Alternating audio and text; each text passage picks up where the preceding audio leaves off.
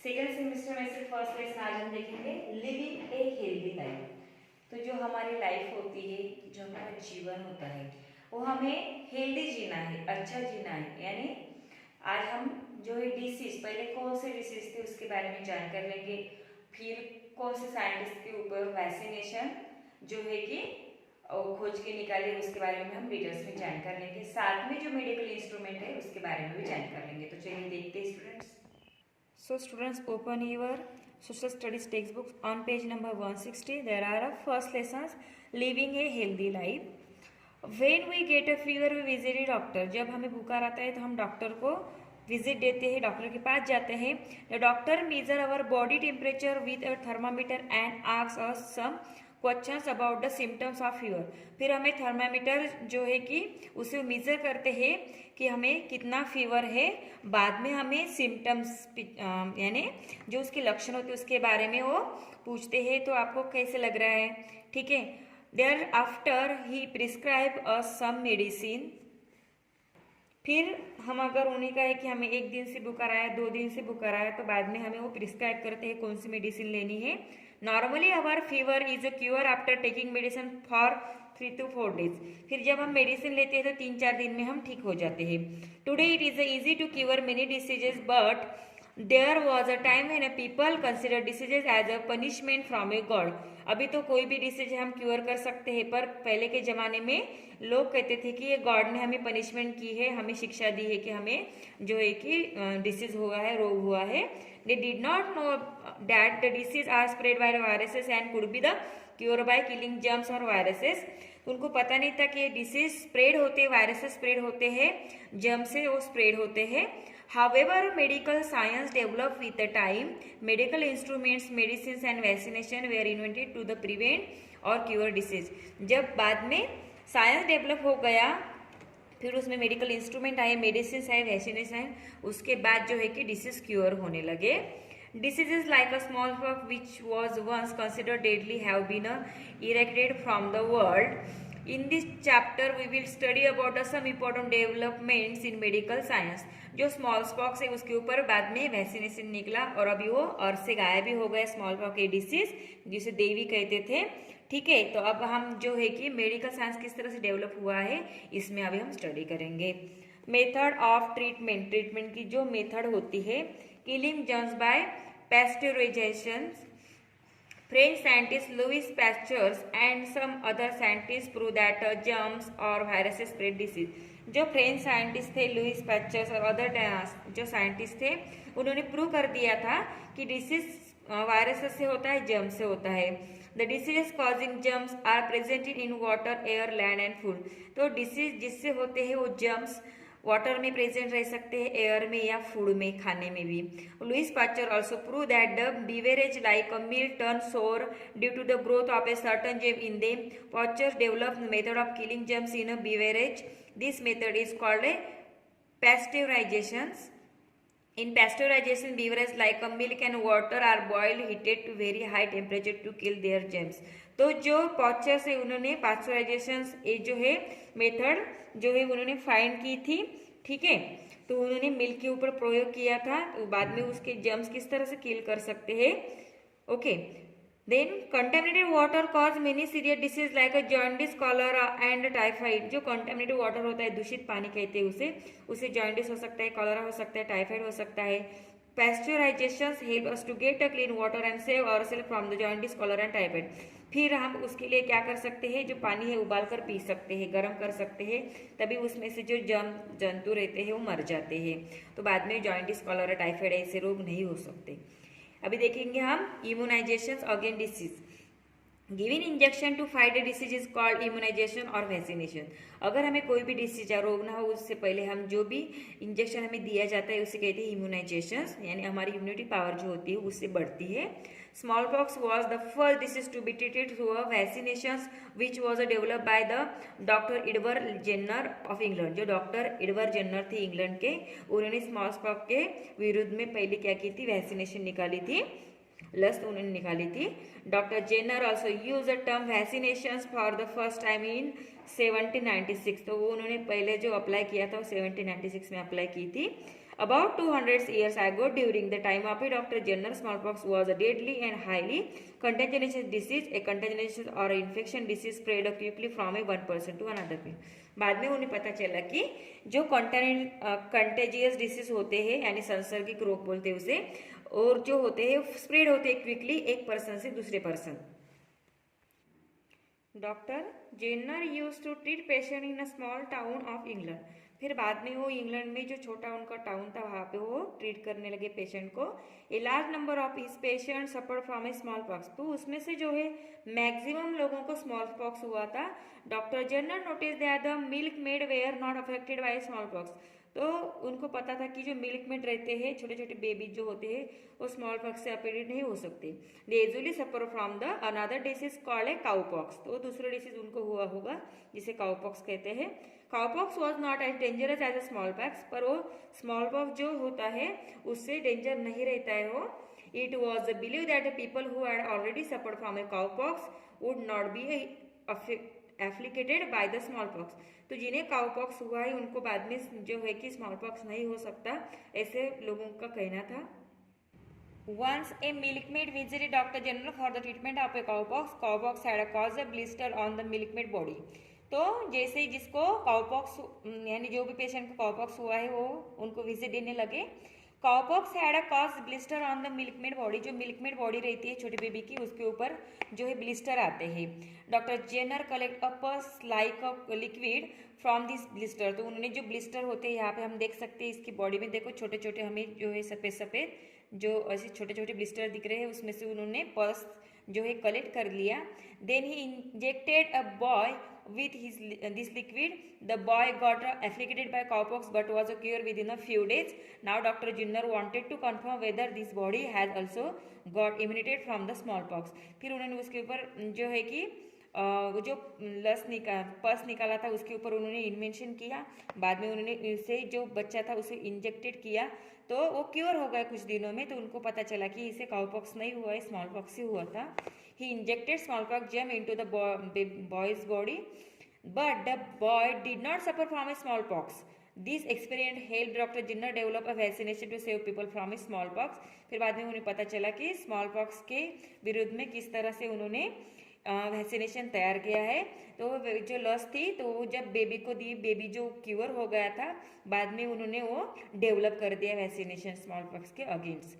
Dr. Jenner had shown the way to develop immunity against disease through the vaccination.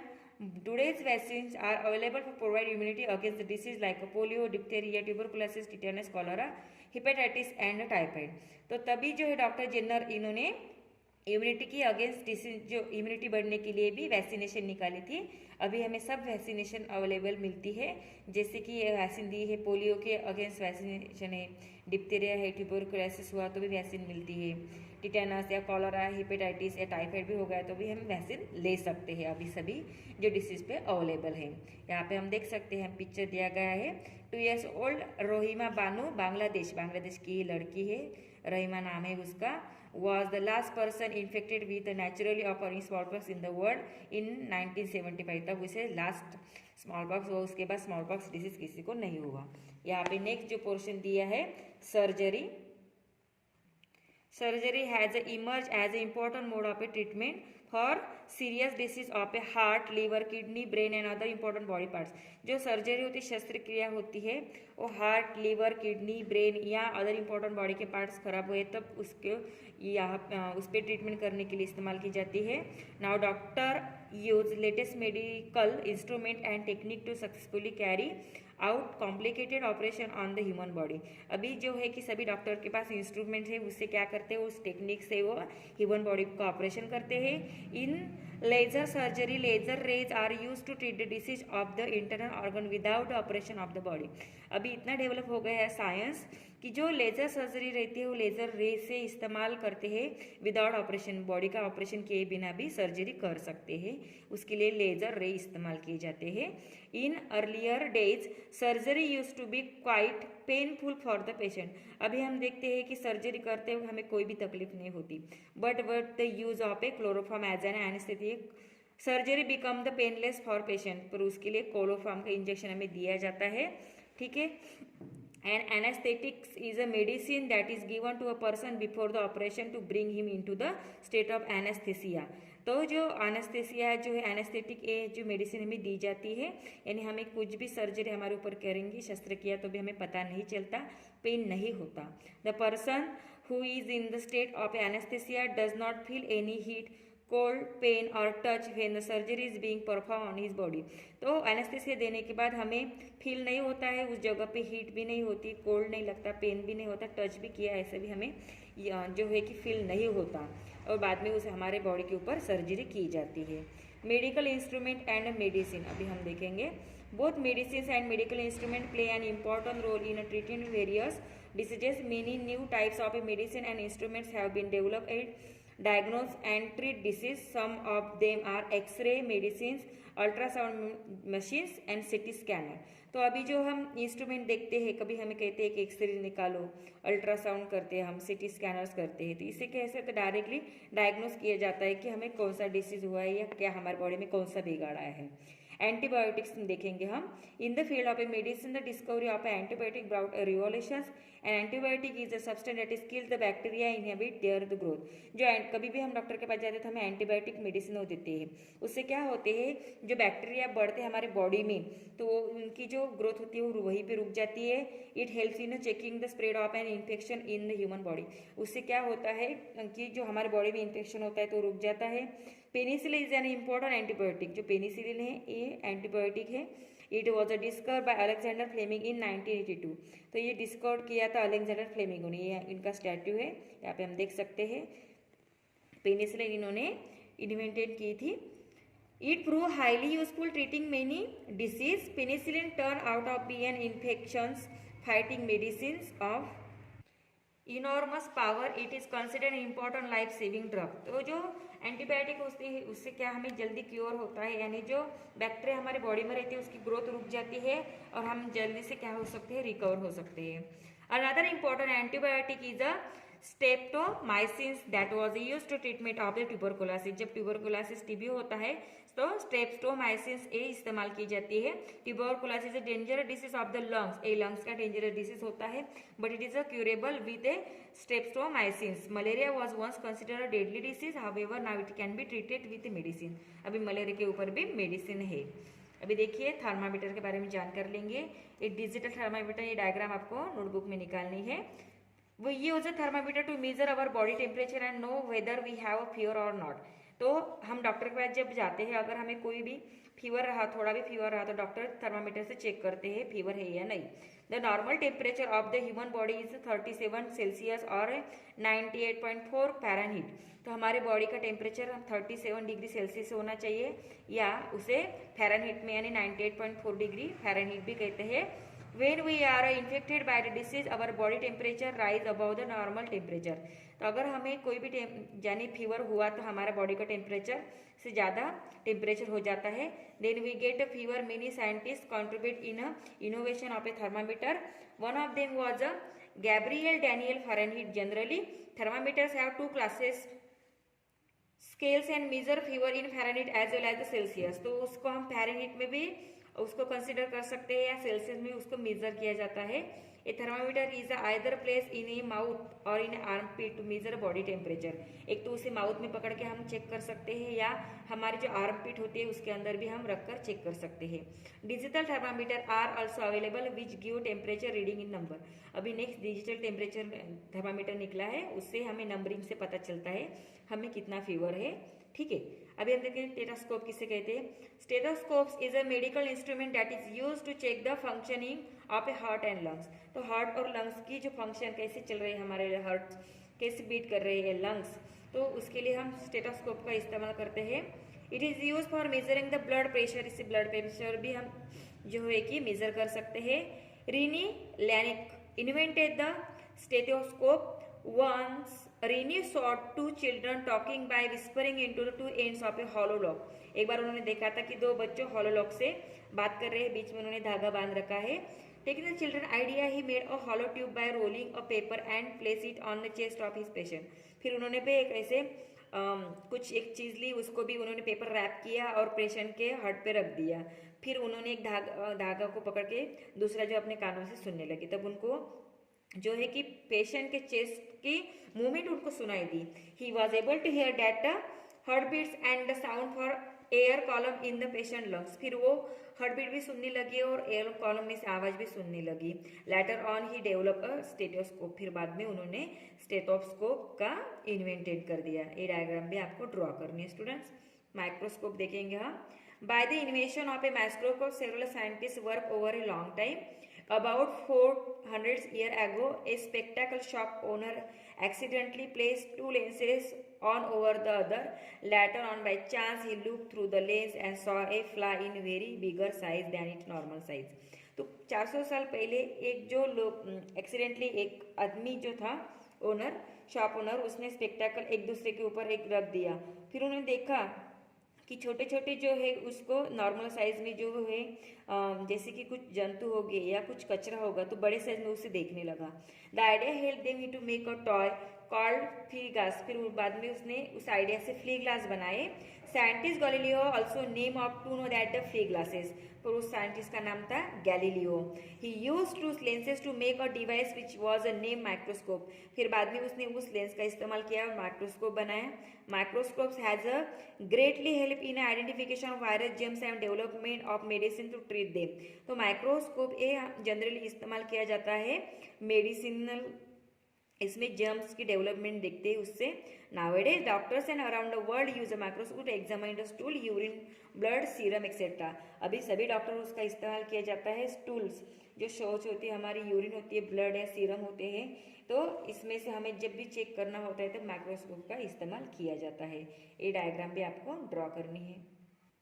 अब हम next देखेंगे point healthy lifestyle. हमारी जो lifestyle है, हमारा जो रोज का जीवन है वो हेल्दी होना चाहिए। A healthy individual generally feels happy. He does his work quickly and efficiently without getting tired. But a sick person gets tired easily. He loses interest of his work and mostly feels sad. Therefore, good health is necessary to succeed as students or a sports person or a professional. तो कभी कभी हम क्या होते हैं, दिन ब दिन काम करते हुए कभी थक जाते हैं, ठीक है, हम टायर्ड हो जाते हैं। सिक पर्सन भी खूब बहुत ही टायर्ड रहता है, ठीक है। मोस्टली हम सैड फील करते हैं कभी कभी ज़्यादा काम होने की वजह से। ओके, तो जो स्टूडेंट्स हो, स्पोर्ट्स पर्सन हो, प्रोफेशनल हो, तो इनकी लाइफ हेल्दी होनी चाहिए। We can remain a good health by adopting the healthy lifestyle to make our healthy lifestyles. We should follow the habit given below. तो हमारी लाइफ हेल्दी होनी चाहिए, तो इसीलिए हमें कौन सी चीज़ें अपनानी चाहिए, यहाँ पे कुछ पॉइंट दिए गए हैं।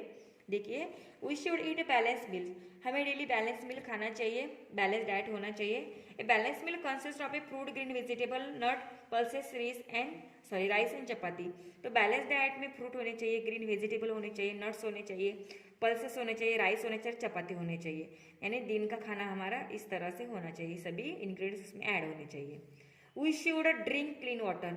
हमें हमेशा क्लीन वाटर ही पीना चाहिए। We should always keep our surrounding clean. हमें हमारे आजू बाजू का परिसर क्लीन रखना चाहिए। We should not spit here and there. हमें इधर उधर थूकना नहीं चाहिए। We should throw garbage in a dustbin only. हमें जो कचरा है सिर्फ डस्टबिन में ही फेंकना चाहिए। We should wash our hands before and after each meal. खाने के बाद और खाने से पहले हमें हाथ धोना चाहिए। We should go for a morning walks and do some exercise daily. हमें सुबह घूमने के लिए जाना चाहिए, मॉर्निंग वॉक के लिए, और एक्सरसाइज करनी चाहिए। We should never walk bare footed as a stone or waste metals pieces may hurt our foot. हमें कभी भी नंगे पाँव नहीं घूमना चाहिए, यानी पाँव में चप्पल होनी चाहिए, नहीं तो जो पत्थर होते हैं या मेटल्स पीस होते हैं उससे हमारे पाँव को हर्ट हो सकता है। यहाँ पे देख सकते हो, eating fresh fruits and vegetable makes us healthy. तो हम मैक्सिमम फ्रूट्स खाने चाहिए, वेजिटेबल्स खाने चाहिए। ओके, देखिए अभी नेक्स्ट है population control for a progress. अगर हमें प्रोग्रेस करना हो तो पॉपुलेशन कंट्रोल में होनी चाहिए।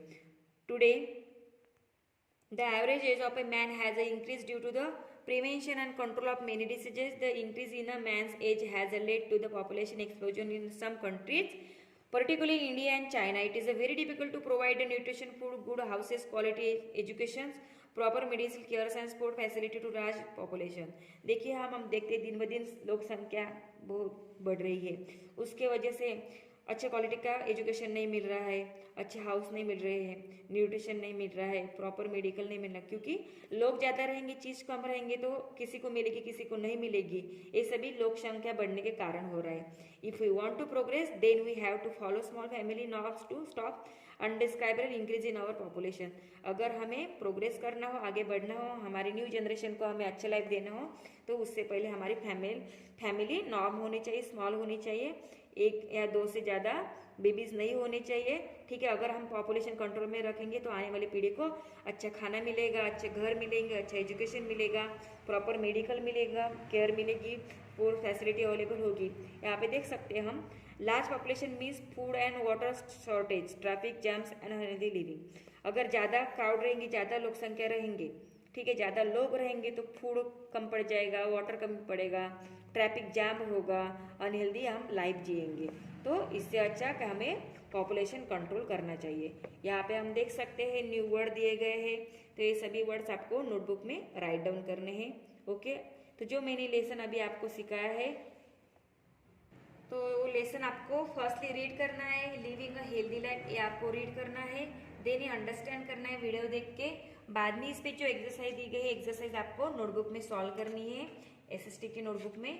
तो चलिए अब हम एक्सरसाइज देखेंगे।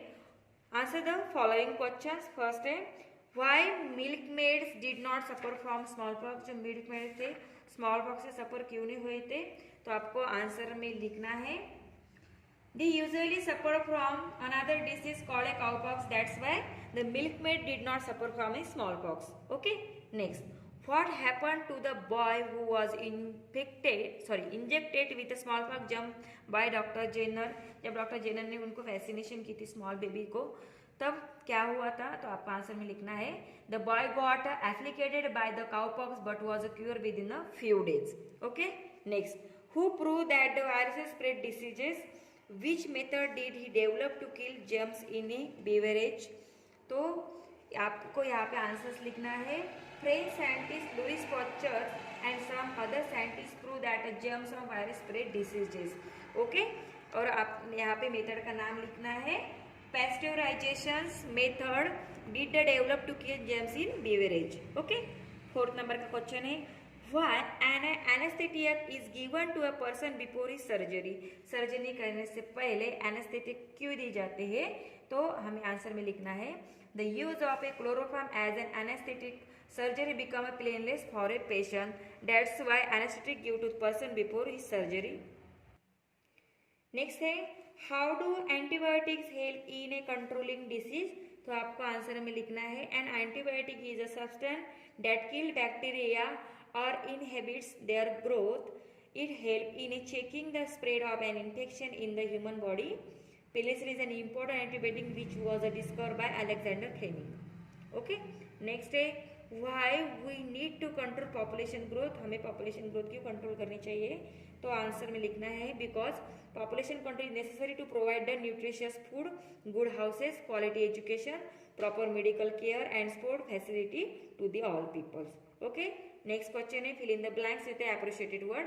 यहाँ पे हमें जो ब्लैंक पेज दिए वहाँ पे फिलअप करना है। फर्स्ट है, the doctor measure our body temperature with a thermometer. Next, small pox was the first disease to be treated through a vaccination. यहाँ पे वैक्सीनेशन लिखना है। Next, laser rays are use to treat the disease of the internal organ without blank page of the body. तो यहाँ पे आपको operation लिखना है। Next, blank page was discover by Alexander Fleming. Alexander Fleming इन्होंने penicillin discover की थी, यहाँ पे आपको पेनिसिलिन लिखना है। Next, blank page is use to examine stool, urine, blood, serum etcetera. तो यहाँ पे आपको माइक्रोस्कोप लिखना है। माइक्रोस्कोप के जरिए हम एग्जामिन करते हैं स्टूल, यूरिन, ब्लड और सीरम को। ओके, नेक्स्ट क्वेश्चन है, write T for a true statement and F for a false statement. जो स्टेटमेंट सही होगा, ट्रू होगा, यहाँ पे टी लिखना है, और जो फॉल्स होगा, गलत होगा, वहां पे एफ लिखना है। First, diseases can not be cure by killing germs और वायरसेस। तो ये स्टेटमेंट सही है, टी लिखना है, ट्रू है। तो second, small pox has been eradicated from the world. ये स्टेटमेंट ट्रू है, तो टी लिखना है। Next, doctor Jenner use the term vaccination for the first time. True है तो आपको टी लिखना है। Streptomyces is use treatment of tuberculosis. तो स्ट्रेप्टोमाइसिस मेडिसिन हम एंटीबायोटिक करके इस्तेमाल करते हैं, ये सही है तो आपको टी लिखना है। The normal temperature of the human body is 40 degree Celsius, ये रॉन्ग है, 30 डिग्री सेल्सियस होता है, इसलिए यहाँ पे आपको फॉल्स लिखना है। तो स्टूडेंट्स इस तरह से आपको एक्सरसाइज नोटबुक में सॉल्व करनी है। तो आज हमने living a healthy life a lesson teach किया है, मैंने वो समझाई आपको एक्सरसाइज। तो ये सबसे पहले आपको वीडियो अच्छे से देखना है, अंडरस्टैंड कर लेना है, देन एक्सरसाइज एसएसटी के नोटबुक में सॉल्व करके उसके फोटोज मुझे सेंड करने हैं। ओके स्टूडेंट्स, नाम